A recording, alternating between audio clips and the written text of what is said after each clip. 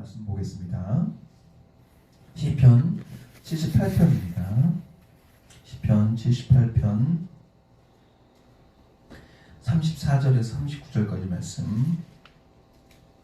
시편 78편 34절에서 39절까지 말씀. 구약 859면에 있네요. 네, 교독하시겠습니다. 제가 먼저 읽도록 하겠습니다. 하나님이 그들을 죽이실 때에 그들이 그에게 구하며 돌이켜 하나님을 간절히 찾았고, 하나님이 그들의 반석이시며 지존하신 하나님이 그들의 구속자이심을 기억하였도다. 그러나 그들이 입으로 그에게 아첨하며 자기로 그에게 거짓을 말하였으니 이는 하나님께 향하는 그들의 마음이 정함이 없으며 그의 언약에 성실하지 아니하였음이로다. 오직 하나님은 긍휼하신 분 죄악을 덮어주시어 멸망시키지 아니하시고 그의 진노를 여러 번 돌이키시며 그의 모든 분을 다 쏟아내지 아니하셨으니 그들은 육체이며 가고 다시 돌아오지 못하는 바람임을 기억하셨음이라. 아멘. 오늘 이 말씀을 가지고 기다려주시는 주님의 은혜라는 제목으로 말씀을 좀 나누려고 합니다. 저희가 지난주 예배를 못 드렸죠? 저도 마음이 너무 아프더라고요. 저도 그래서 인터넷으로 해서 다른 교회에 가서 예배를 드렸는데 좋더라고요. 아, 인터넷 예배가 좋구나. 몸은 좀 편하더라고요. 근데 마음은 좀 약간, 내가 목사인데 약간 살짝 죄진 느낌은 살짝 들더라고요. 그렇습니다. 제가 지난주에 사실 코로나에 감염이 됐습니다. 목이 너무 많이 쓰라리고 아프더라고요. 그래서 저만 그런 거 아니거든요. 우리 가족 다 그랬는데 저만 특히 유별나게 저만 아프더라고요. 왜냐면 이거 내 고통이니까. 근데 아마 걸렸던 모든 사람들은 다 아팠을 겁니다. 자신이 갖고 있는 한계치를 막 넘어가면서까지 아프고 목이 쓰라리고 코가 막히고 숨이 안 쉬어지고 그랬을 겁니다. 근데 그 코로나가 걸리니까 사람이 굉장히 이러면 안 되는데 영적으로 굉장히 깊어지더라고요. 굉장히 하나님 말씀, 특히 저는 너무 아플 때는 부끄럽긴 한데 주 예수님이다 그러면 너와 내 집이 구원을 받는다라는 그 말씀을 많이 부여잡고 버텼던 것 같아요. 참 목회자가 그때 신앙이 깊어지면 안 되고 꾸준히 깊어져야 되는데 그때만 그렇게 굉장히 깊어지더라고요. 그리고 살도 많이 빠지고 뭐 약만 먹으니까 그랬었는데 그 사람이라는 게 아팠잖아요. 아프니까 모든 영적인 게 다 믿겨지는 거예요. 성경에 있는 모든 말씀들이 성경으로 영적으로 굉장히 깊어지더라고요. 아, 천국은 이럴 거라는 상상도 하기도 하면서 그랬었는데 이게 아픔에서 끝이 나니까 아프기 전까지 분명히 막 하나님께 굉장히 열정적으로 신앙적으로 깊어졌는데 이게 아픔이 나아지니까 사람이 얼마나 간사한지 제 원래 그 행태의 모습으로 조금씩 돌아가더라고요. 다시 먹는 거 밝히고 뭐 이거 살까 저거 살까 고민하고 있고 핸드폰을 막 보고 있더라고요. 핸드폰에서 맨날 책만 영적인 서적만 읽을 것처럼 그러다가 실제 이제 아픔에서 나으니까 사람이 그렇게 변하더라고요. 이렇게 세상에 사람이 표리부동합니다. 그래서 스스로 이게 좀 하나님한테 좀 내가 스스로 분명히 마치 나으면 내 영적으로 굉장히 깊어질 것처럼 막 뭐 금식도 하고 좀 영적으로도 좀 살고 입도 좀 거짓말 덜하고 바로 욕했어요. 내가 운전을 하니까 운전대니까 바로 욕이 나오더라고요. 사람이 나를 막 뒤에서 빵빵빵 하는데 나도 모르게 화가 나서 나도 모르게 욕이 나오더라고요. 다시 넘어지는 제 모습을 봤습니다. 분명히 아팠을 때는 하나님 앞에서 그렇게 신실하고 그렇게 아름답고 그렇게 참 목사가처럼 했었는데 그 아픔에서 이제 내가 구원받으니까 사람이 그렇게 변하더라고요. 근데 나도 속으로 이게 그때서 아팠을 때의 상황이고 지금 나을 때의 상황이니까 상황이 바뀌니까 사람이 바뀌는 거라는 것을 좀 느끼기도 했습니다. 내 스스로 한편으로는 하나님한테 아첨하는 것 같기도 느꼈습니다. 하나님께 좀 아첨한다. 좀 약간 이것만 낫게 해주면 마치 내가 모든 걸 다 줄 것처럼 거짓말하는 것 같기도 하고 좀 부끄럽기도 했습니다. 그런데 있잖아요, 여러분, 그리스도인들은 도대체 이놈의 신앙이라는 게 맨날 우리가 저랑 비슷하잖아요. 올라갔다가 떨어지고 올라갔다가 떨어지잖아요. 저도 지금 그런 거잖아요. 분명히 아팠을 때는 약할 때 강함 되신 것처럼 굉장히 신앙이 깊어져서 정말 영적으로 깨끗해졌는데 살만하니까 다시 툭 떨어져 버리는 거잖아요. 그리스도인들은 도대체 언제 이놈의 신앙이라는 실력이 언제 향상될까? 그걸 많이 고민하게 됐어요. 그래서 도대체 그리스도인들의 신앙은 언제 발전할까? 그리고 실력이라는 건 뭘까라는 좀 생각을 좀 해봤습니다. 도대체 그리스도인의 실력이 언제 쌓일까라는 생각을 좀 하게 됐습니다. 여러분들이 뭐 좋아하는 글이나 뭐 음악이나 혹은 뭐 그 외 다른 것들 창작물들 혹은 설교라는 것이 저도 설교를 쓰는 입장이지만 쓰고 준비하는 입장이지만 설교가 잘 되는 날이 있어요. 그날은 준비를 그렇게 열심히 하지 않았어도 막 설교가 딱딱딱 떨어져서 모든 사람이 은혜도 받고 막 감사하다고 그러고 막 은혜 받았다고 나한테 와서 이야기를 하기도 해요. 근데 어떤 때는 잘 준비했지만 이게 또 딱 안 맞아요. 정신이 사납다든지 무슨 말을 하는지 모르겠다든지 혹은 사람들의 반응을 보면 알잖아요. 뜨뜻미지근한 거예요. 그날 왠지 차가운 거예요. 사람들 괜히 성경만 계속 살펴보고 있고 그런 상황인 거예요. 그럴 때도 있어요. 그렇다고 설교 준비를 그럼 안 하느냐? 아니죠. 하는 거예요. 그래도 어떤 음악가도 어떤 사람 1집이 대박 났어요. 근데 2집 났는데 2집이 망할 때가 있어요. 그래도 3집 꾸준히 내고 4집 꾸준히 내는 거죠. 책도 마찬가지입니다. 어떤 사람 책이 빅히트를 쳤어요. 근데 그 다음 작품이 사람이 기대를 많이 하다 보니까 떨어질 수도 있어요. 그런데도 뭐예요? 계속해서 뭐예요? 꾸준히 그 책을 씁니다. 실력이라는 것은 이렇게 세상에서 있는 실력은 이런 거더라고요. 내가 못해도 전에 못했건 잘했건 그거 상관없이 꾸준히 그 실력 위에 실력을 쌓을 때 그때 실력이 쌓이더라고요. 피아노 오늘 잘 쳤어요. 내일은 못 쳤어요. 그래도 꾸준히 치는 겁니다. 꾸준히 치면 실력이 있는 겁니다. 실력은 내가 잘했건 못했건 그거에 영향받지 않고 꾸준히 하는 거죠. 설교도 마찬가지입니다. 사람 대중이 성도님들이 좋아하건 나빠하건 그거에 상관없이 꾸준히 설교를 준비하고 설교를 하는 거죠. 그러면서 설교의 실력이 쌓일 거고요. 그러면서 음악의 실력이 쌓일 거고요. 그러면서 책이 실력이 쌓이겠죠. 그게 바로 실력입니다. 그러면 그리스도인들의 실력은 언제 쌓일까요? 저는 이때라고 생각합니다. 넘어지고 다시 일어날 때. 제가 분명히 그랬죠. 영적으로 굉장히 맑았어요. 내가 아프니까 내가 정말 성경에 있는 그 말씀이 맞더라고요. 내가 아플 때 정말 강해지는구나. 내가 영적으로 굉장히 깊어지는구나 느꼈습니다. 그런데 내가 육적으로 다시 강해지고 내가 건강이 생기니까 내가 넘어지더라고요. 입으로 넘어지더라고요. 생각으로 넘어지더라고요. 악한 것에 넘어지더라고요. 악한 생각을 하기도 하고 악한 말을 내뱉기도 하더라고요. 그런 것을 보면서 그렇게 넘어졌을 때 그리스도인 실력은 넘어졌을 때 다시 일어나는 겁니다. 양심이 때로는 성령님께서 내게 말하는 겁니다. 괜찮아. 일어나. 다시 일어나. 다시 일어나. 할 수 있어. 라고 말하는 거죠. 그럴 때 우리가 실력이 조금씩 쌓여가는 것 같습니다. 그런데 이렇게 실력이 잘 쌓여가는데 우리가 그리스도인으로서 실력이 쌓여가는데 근데 그리스도인이나 비그리스도인의 차이가 있어요. 기독교인이라고 죄 안 짓는 거 아니에요. 기독교인의 범죄자가 없겠습니까? 기독교인에도 범죄자가 있어요. 그리고 비기독교인도 범죄자가 있어요.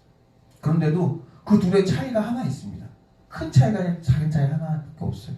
뭐냐면 그들이 악에 넘어졌어요. 둘 다 악의 유혹에 넘어졌거나 빠졌어요. 그러면은 그리스도인들은 그것이 악한 걸 알아요. 그리고 비그리스도인들도 알아요. 비기독교인들도 안다고요. 그게 악한지 안다고요. 근데 거기서 무슨 차이가 있냐면 거기서 만약에 자기가 악에 넘어져서 어떤 이득, 어떤 손실, 경제적인 혹은 육체적인 건강상의 문제가 없으면 그냥 거기 계속 눌러 앉아요. 내가 경제적으로 어려움이 없으면 내가 악을 저질러도 그냥 거기 그 자리에 계속 머물러 있는다고요. 반면에 비그리스도인들이 말고 그리스도인들, 믿는 사람들은 어떻게 하냐면 양심이 나를 찔러요.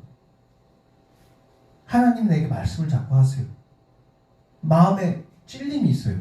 그래서 뭐예요? 거기서 돌이키는 거예요. 거기서 돌이키지 않으면 하나님 그걸 터뜨려 버려요. 크게 죄로요. 즉 기독교인과 비기독교인의 차이점은 그건 뭐냐면 악에서 넘어져서 이득을 봤을 때 비기독교인들은 그냥 거기에 계속 널브러져 있고 그래도 그리스도인들은 일어난다는 거예요. 그 죄를 자꾸 멀리 하려고 애를 쓴다는 거죠. 물론 그렇다고 비기독교인들도 기독교인들도 거기 안 있느냐? 있죠. 자신에게 이득이 되는데. 그런데도 그 시기가 조금이라도 짧다는 거죠. 왜냐면 양심이 자꾸 나를 찌르고 내 안에 자꾸 예수님께서 말씀을 하시니까. 그 하나 차이더라고요. 둘 다 악에 넘어집니다. 근데 그래도 일어나려고 애쓴다는 거죠. 그리고 일어나려고 그 애쓸 때 그리스도인들은 실력이 쌓이는 거죠. 그런데 안타깝게도 우리는 맨날 앞에 말했던 것처럼 아첨을 합니다. 하나님, 제가 최근에 땅을 샀거든요. 하나님, 제가 최근에 영양제를 먹었거든요. 하나님, 제가 최근에 몸이 아프거든요. 하면서 아첨을 합니다. 아첨이 얼마나 달콤한지 마치 하나님한테 많은 성전을 지어줄 것 같고 정말 하나님 앞에 매일 금식할 것 같고 매일 큰 헌금을 할 것처럼 하나님께 아첨합니다. 여러분들도 그러셨죠? 저도 어쩌면은 코로나 걸렸을 때 이것만 낫게 해주신다면 아마 속으로 했을지도 모릅니다. 근데 그렇게 아첨을 하면 참 웃긴 게 당장의 위기가 모면을 해주세요. 신기하게도. 근데 그게 부끄럽게 그걸 못 지켜내요. 사람들이. 저도 그랬고요. 모든 사람들이 하나님께 많이 아첨을 하고 많이 지키지 못합니다. 마치 그런데도 하나님께서는 그 아첨을 속아주시는 건지 아니면은 왜 그런 경우인지 모르겠지만 하나님께서는 그냥 이해하고 넘어가 주세요. 사사시대를 볼까요?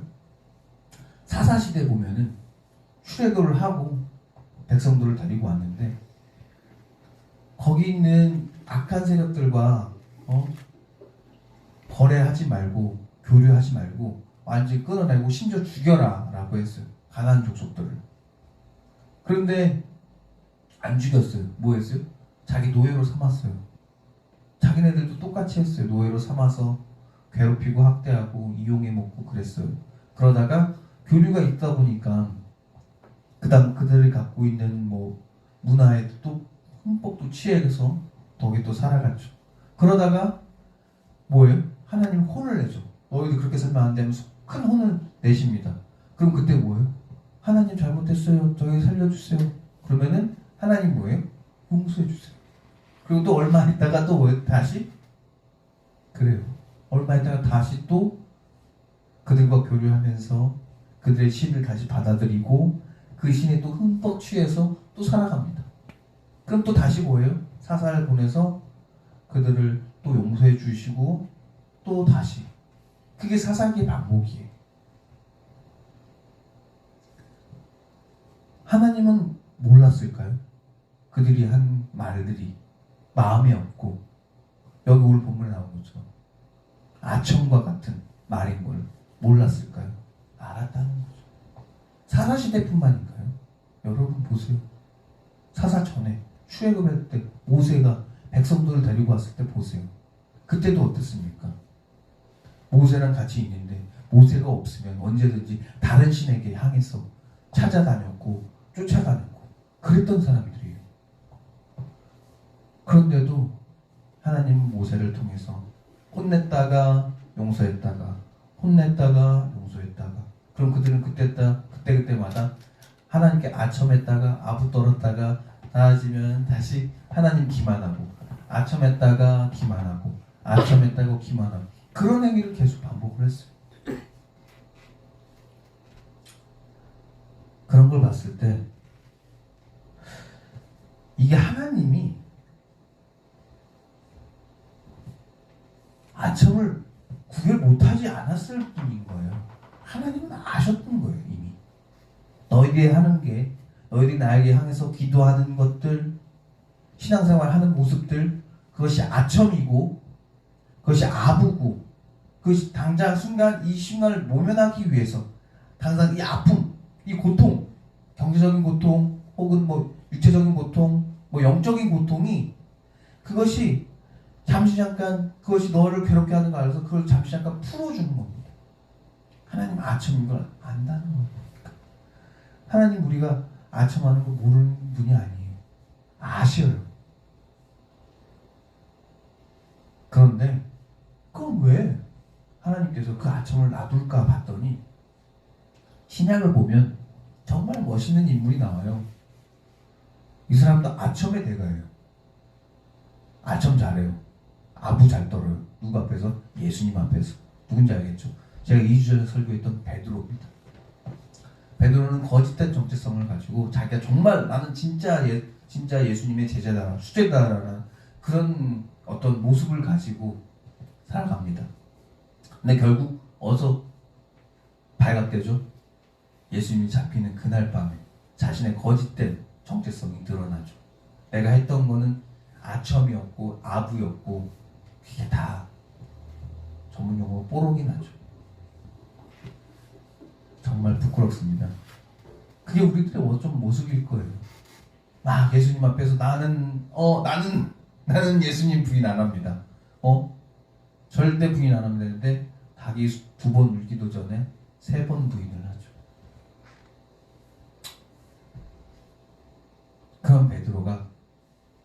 그런 베드로에게 예수님이 다시 찾아오셔서 물어봅니다. 너 나 사랑하지? 하면서 용서해 주세요.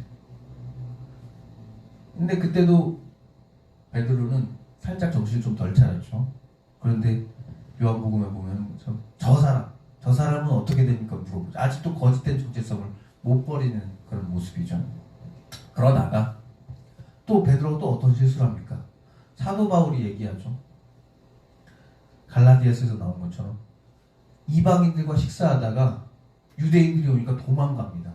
그때 사도가 됐을 때의 모습이에요. 베드로는 아직도 뭐예요? 부족한 모습이 있는 거예요. 그렇게 연약한 모습이 있는 거예요. 베드로는 아직도 그랬어요. 그랬는데도 하나님은 끝까지, 예수님은 끝까지 그를 제자로 받아들이고 끝까지 그의 아첨하는 모습, 아부했던 모습을 그대로 포용해 주십니다. 품어주시는 거예요. 결국에 베드로가 어떻게 되죠? 네, 맞아요. 자신의 몸을 거꾸로 해서 십자가에 매달려서 죽죠. 순교의 자리까지 이릅니다. 어떻게 그럴 수 있을까요? 분명히 예수님 모른다고 했던 사람이고, 분명히 이방인들과 식사하다가도 도망갔던 겁쟁이였는데, 그 사람의 아첨과 아부였지만 그래도 그 아첨에서 조금씩 걷어내려고 애쓰는, 넘어졌고 다시 일어나고 넘어지고 다시 일어나는 그 신앙적인 모습이 점점점 실력이 쌓여지는 거죠. 우리가 어쩌면 하나님이 우리가 아첨하는 거 압니다. 그런데도 끝까지 이거 그냥 들어주시는 것은 이유 하나입니다.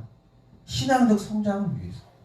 언젠가는 너가 성장할 거야. 언젠가는 너가 변할 거 내가 믿어.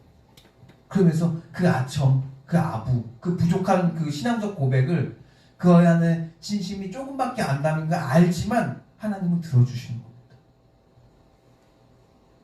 마치 탕자를 떠나보내고 그 언덕에서, 멀리 보이는 언덕에서 아들을 기다리는 매일 나왔겠죠. 우리 아들이 언제 돌아오나? 돌아왔다가 다시 가고 돌아왔다고 다시 가더라도 늘 그 언덕 위에 지켜줬던 그 아버지처럼 하나님은 오늘도 여러분들이 진심 없는 회개했을지라도 그래 언젠간 그가 너 안에 진심이 담기겠지 라는 어떤 그런 사랑의 마음으로 여러분을 포용하시면서 끝까지 그 아첨이지만 때로는 그 부족한 진심이 좀 덜 담긴 말이겠지만 그래도 그거 듣고 하나님께서는 여러분들 용서해 주십니다. 그래서 이번 한 주간도 여러분 그 기다려주시는 하나님의 은혜 있잖아요.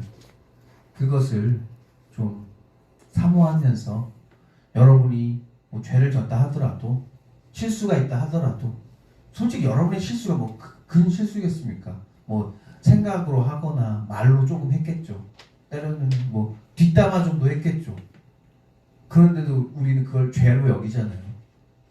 그것도 하나님 보시기에는 참 이쁘시게 보실 겁니다. 그래서 그런 죄를 졌다고 해서 너무 낙심하지 마시고요. 우리들의 실력은 언제 쌓인다고요? 넘어졌을 때 다시 일어나는 겁니다. 우리가 악에서 넘어졌다 하더라도 악의 유혹에 너무 미끄러졌다 하더라도 여러분 일어나시기 바랍니다. 예수님 안에서 일어나셔서 다시 예수님 찾는 그런 한 주간 되셨으면 좋겠습니다. 기도하고 마치겠습니다. 사랑의 주님, 우리를 언제까지 기다려주시는지 그 큰 은혜 덕분에 우리가 너무나 감사합니다. 우리가 한 주간 살 힘을 얻습니다. 주님 너무도 고맙습니다. 이 코로나의 시기에, 이 악한 시기에, 어려운 시기에 자꾸 하나님 원망하고 세상 원망하고 주변 사람 원망할 때마다 주여 그때마다 우리의 입에, 우리의 마음에 하나님 꼭 계셔주세요. 그래서 죄 짓지 않고 정말 하나님만 찾는 우리 충만교회 성도 모두가 될 수 있게 주여 도와주시옵소서. 이 모든 말씀 언제나 우리를 사랑하시는 나사렛 주 예수 그리스도 이름으로 기도드렸습니다.